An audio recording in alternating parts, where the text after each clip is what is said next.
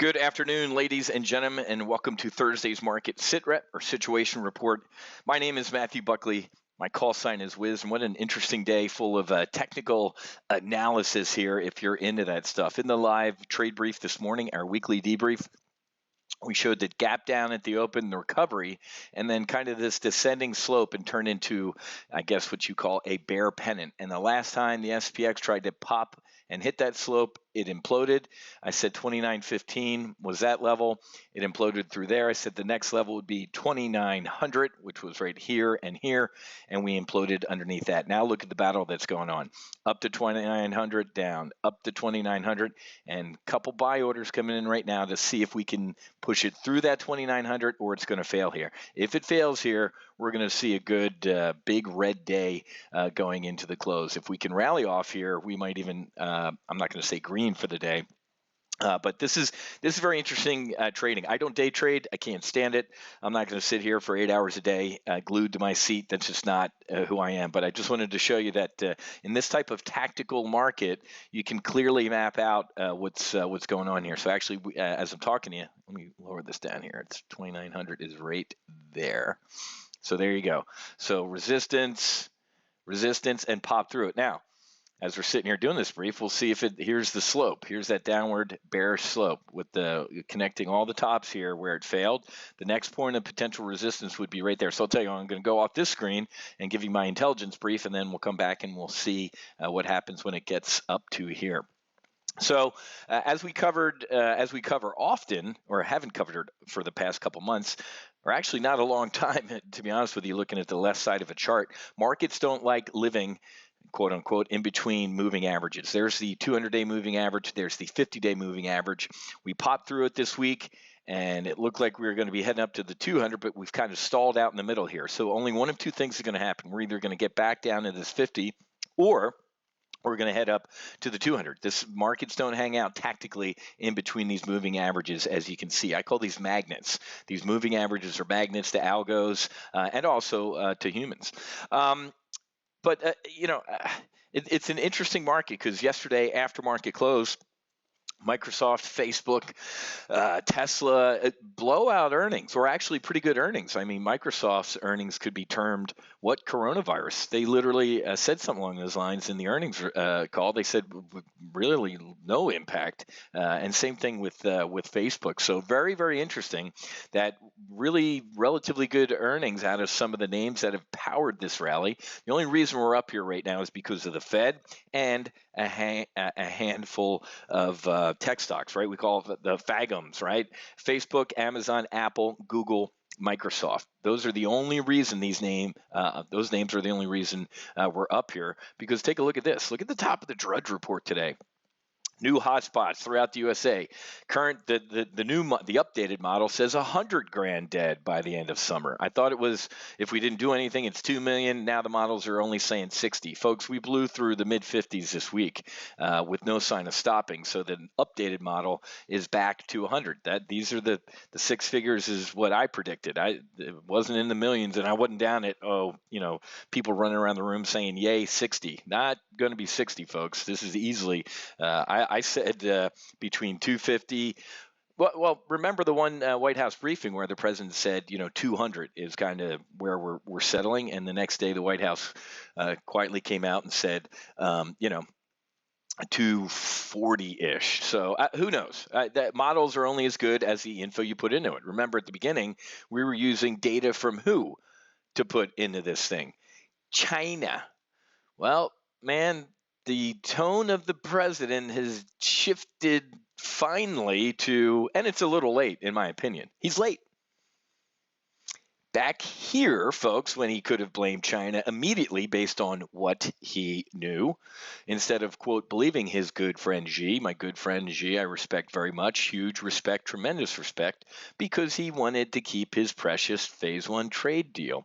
Now, with his poll numbers slumping and him, yelling at his campaign manager, man, Trump erupts at campaign manager as re-election stress overflows, presented with grim internal polling. I'm not effing losing to Joe Biden.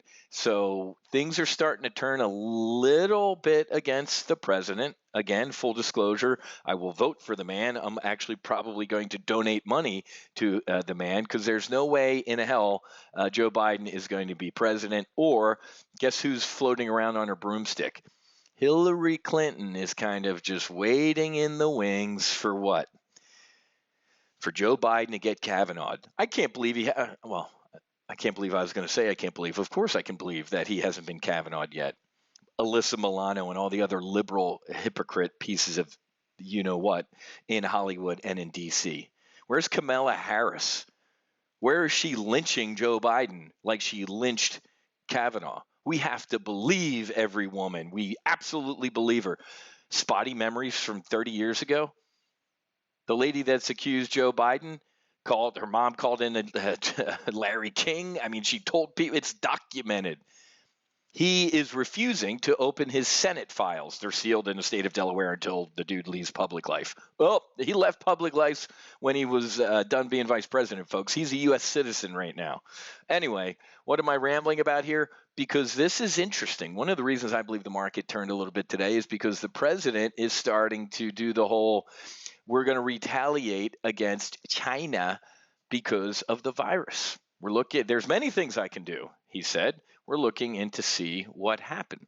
And now he's starting to blame China for his low poll numbers. They're going to do anything they can to make him lose his reelection bid in November, right? This is, gone is the beautiful, tremendous trade deal that he, sealed, right? I'm the great, anybody can do a deal, I can get a deal done.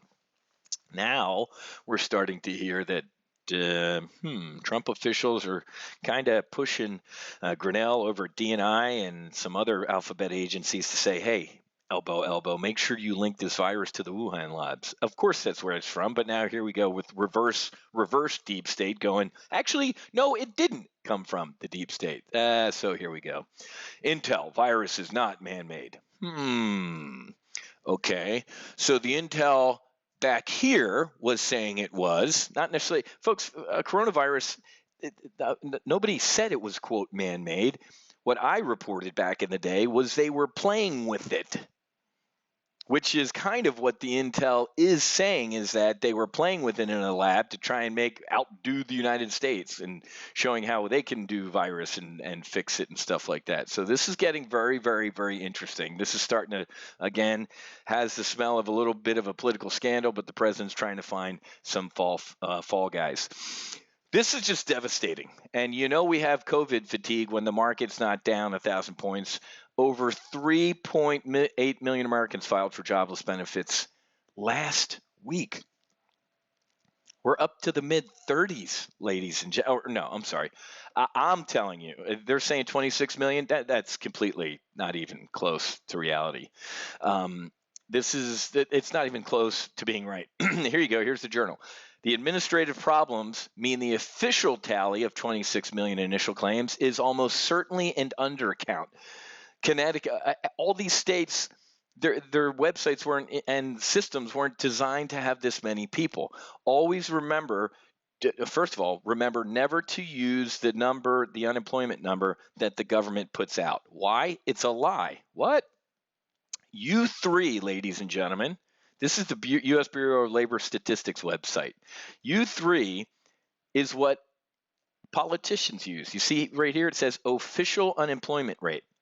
It's a lie. It seems like every couple of years, some young, enterprising congressman or senator gets to D.C. and tries to pass a law to make U6 the official unemployment rate. Why? Because it's the truth. And every time that young, enterprising congressman or senator gets shut down, silence, boy or girl, we don't do that here.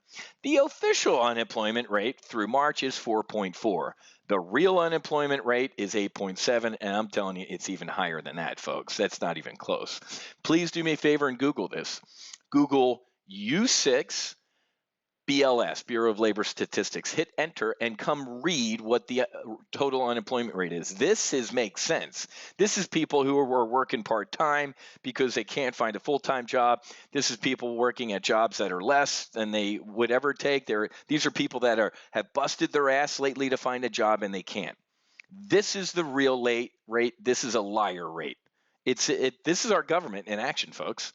The government lies to you. They call this the official unemployment rate, but the higher number, they're not going to be honest and tell you. What happened to the consumer last month? Consumer spending declined 7.5% in March. Well, guess what, man? If personal income, if you ain't working, you ain't spending. This is bad. This is going to get worse, folks. So the macroeconomic data keep getting worse. And here's your stock market. I've briefed you all week, folks, that this is a big moral hazard. People who can't even get unemployment checks because they can't get on their website to file sit here and look at Wall Street. Wall Street today announced, the Fed announced, Wall Street, close enough. Wall Street and the Fed, Freudian slip, but maybe not. The Fed came out and announced a new lending facility for businesses that weren't, eligible under the CARES Act or the PPP. What? Based on everything I've seen, Secretary Mnuchin, President Trump, a bunch of companies, the Lakers, well, technically under the law, I get it, that was passed. The Lakers has under 500 employees, and they were eligible for that $4 million loan they got. What? I got buddies whose restaurants will never open again. Why? Because his former employees make more on unemployment than they would coming back to work.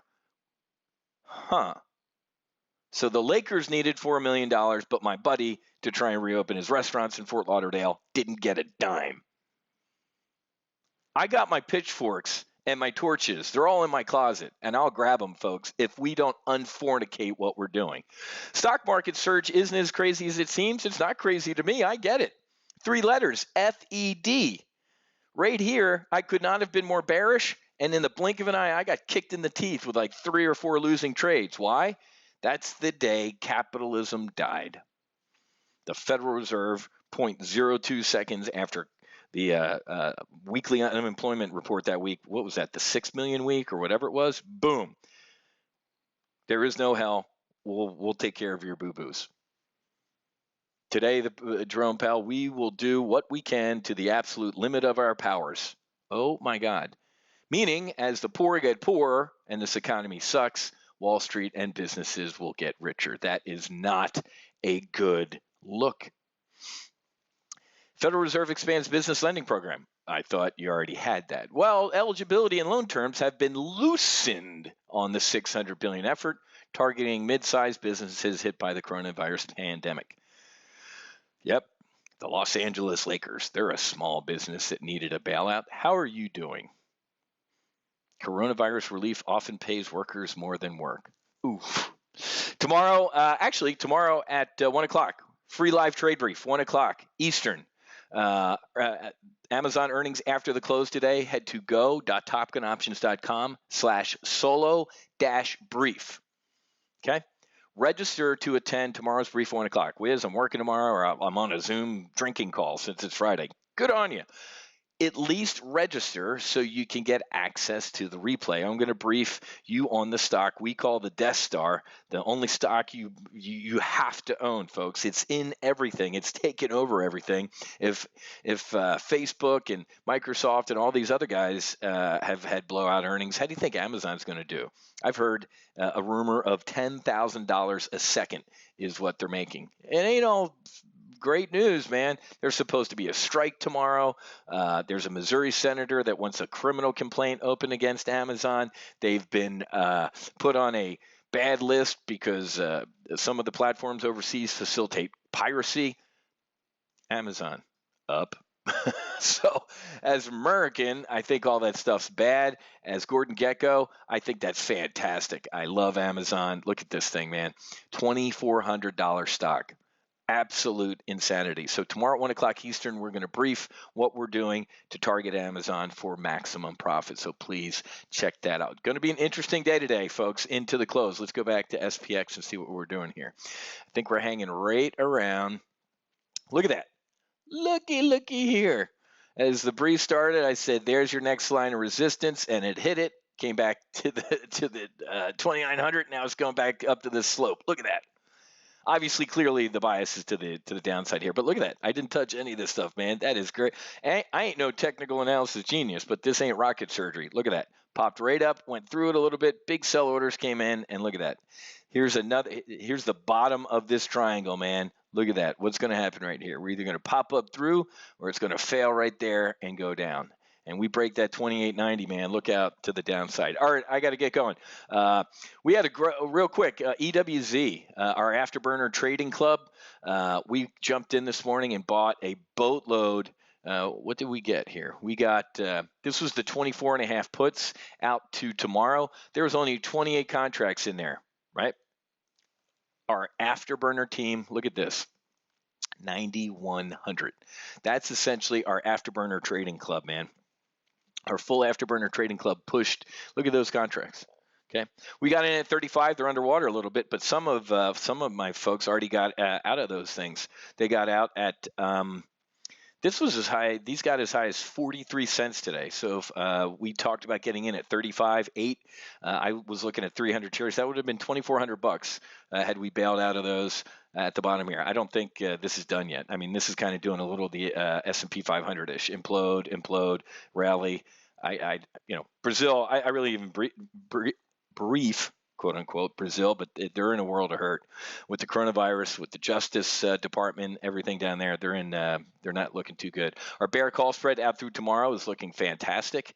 I only got filled on 100 contracts, so risking $3,600, potentially make $1,400 in a couple days. That was in our weekly options brief there.